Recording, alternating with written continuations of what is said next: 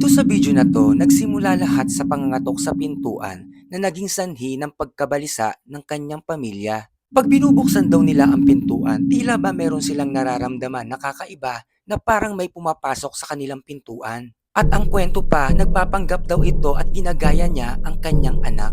Kaya ang ginawa ng lalaki, nag-decide siyang i-check kung meron bang tao na kung saan doon narinig ang tunog.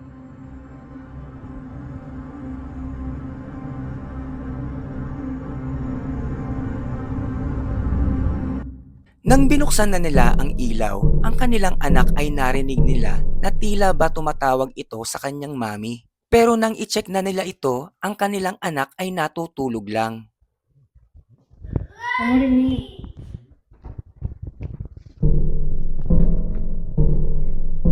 Está dormido.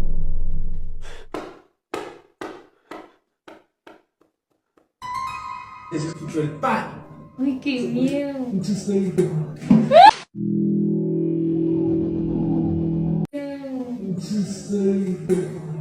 Ang ginawa pa ng lalaki, ito ay nag-eksperimento pa at kumuha ng laruan at inilagay niya sa baba ng kurtina. At ito na ang sumunod na nangyari.